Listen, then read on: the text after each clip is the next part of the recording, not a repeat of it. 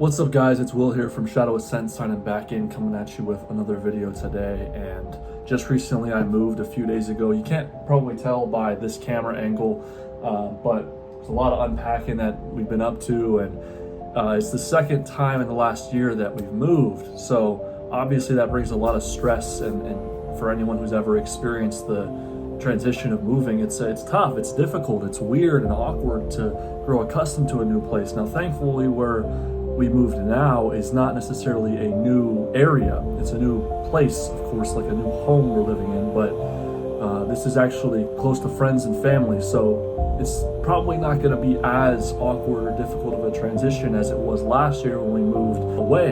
So that at least is a comforting feeling. Obviously I had all my friends help out when we moved, and it was cool to see everybody, and it was a nice feeling. One thing that I've been really struggling with for probably the last year has been the just balance.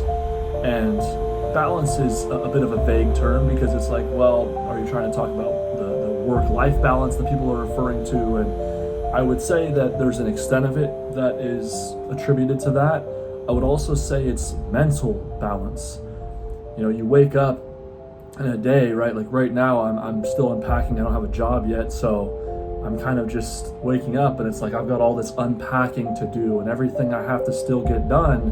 But I also want to work out. I also want to make these videos. I also want to write. I also want to spend time with my girlfriend. I also want to see my friends now.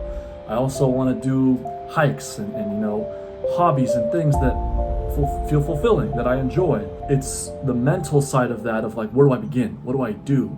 I don't want to have to keep unpacking and keep organizing the house, but I don't really have a choice right now. That is the priority. And I'm trying to get my mind on that level of like, hey man, I gotta stop beating myself up or having negative thought patterns because I'm not going out for a run when I wake up, or I'm not writing immediately when I wake up. You know, right now there's a priority. That's the reality of adult life, is that there are things that just take priority over your hobbies, work, family, and obviously when you move, right? When you're changing a home, that is the priority. And so for the last month, it's just been a packing, you know, figuring things out. And now here we are, and it's unpacking, figuring things out. And so that's stressful.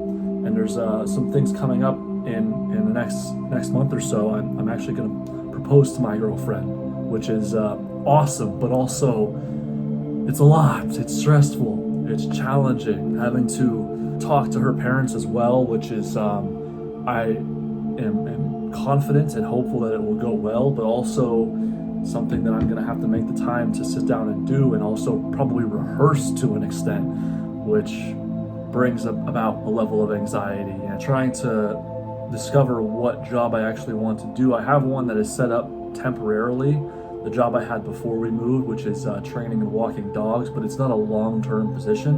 And I'm trying to apply to a bunch of jobs and really figure out in the coming months, like, what is that I want to do? What is the long-term job that I would like to go into that would feel aligned with my desires and feel fulfilling. I just turned 25 in March, so it's this quarter life crisis of like getting older and trying to piece everything together as I am growing into a man. And now I would say, obviously, I have reached a point where not just you know, in my natural maturation, but in my environment, I can see that I'm a man. It's just the awkward stage of life in the 20s where there's all these things I want to do. There's and it's not just like in long-term goals. I mean, like on a daily basis, that I'm trying to figure out how to set the right schedule, set the right amount of time into it, to be able to work on things, to be able to go to the gym and then come back and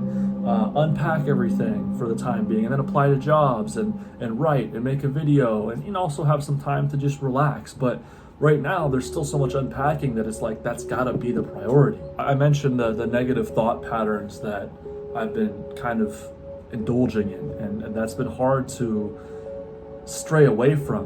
I have this mirror right next to me, and I'm gonna be honest, like, I don't like where my body's at right now. I don't feel very good physically where I'm at. I have been doing runs and I've gotten in solid running shape. By no means anything mind numbing. It's just kind of to a point where I've been doing like consistent 4 to 5 mile runs, which obviously is good, but I want to get in the gym and I want to eat a little healthier than I've been. I don't really think that my body is anywhere close to where it was a couple of years ago when I was in phenomenal shape. It's a double-edged sword in the sense that, okay, I'm kind of saying these things I want to improve upon and saying, mentioning these traits in life that I want to piece together. I also have to give myself credit for the things that we've been doing and moving, being able to have a successful move, being able to plan everything, being able to, get everything figured out in that sense. And I already found myself where we were before, where we were living before. So that gives me the confidence that I can absolutely manage that again. I've overcome so many obstacles in the last year and a half, so many big milestones in life in the last year and a half, buying a car, getting a girlfriend, moving out, and in this year too, moving again. I plan on proposing. But there's obviously other minor goals that I've had and reached in the last year as well, but it's huge the amount of things that I've taken on, right? And pressure is earned. Pressure in life is earned. There's just all these things that we have to tackle, and the more that we tackle, the more bosses, like you're playing a video game, the more bosses you defeat, the tougher they get, right? The more strengthened your armaments become, but the more brutal those enemies grow into, right? And so that's kind of what it is. Like I'm trying to sharpen my armaments. Reading is another thing that helps me a lot because it's a non-physically productive thing to do. I just grew up playing sports, constantly moving, constantly having a need to do something. But there are many things we can do in life that are extremely productive that don't require us to get up and move around, or even require us to sit and like write. Even though that's not a physically productive thing, reading is sitting there with your body simply doing nothing. You're still, and you're just reading, you're observing, you're analyzing words on a paper and trying to process and take them in. It's a very meditative process. I think that's why reading is so healthy, beyond just the fact that it can be very informative, or depending on what it is that you read, you can get very into it, it can be therapeutic, but it's very meditative. And that's why reading is something that I want to continually incorporate into my daily routine. Getting that daily routine down is something I'm trying to figure out, and I feel like I've been putting so much pressure on myself over the last few days to just have it all settled in, have it all figured out, when that takes time. And although becoming an adult is not a process that happens overnight, happens in a week, it's a process that gradually occurs. I think the last year and a half has been where it's really exploded. I've been immersed into this reality of all of a sudden now I'm a man, I'm an adult, and I have these responsibilities and these things that I've got to figure out and settle in. But I am also still just a grown child, a grown kid who is just here trying to figure it out just like everybody else is. I don't have it all figured out. I never will. Part of this dissatisfaction as well can come from comparing myself to someone I see online, to a friend, to a peer, to whomever. This is my own journey, right? And this is your own journey. And I have gone through all of the things that I've experienced. I've grown up in the environment that I have. I've learned the lessons I have. I've had the thoughts that I have. I've had, the time alone, being an only child that I've experienced. And that's what makes me who I am. If someone else were to be put in my shoes and gone through everything I did, then they would be where I am today. That's the same thing for you, right? People obviously have to put work into things, but there's also a level of trust, a level of faith, and overall patience that we must come to have as people.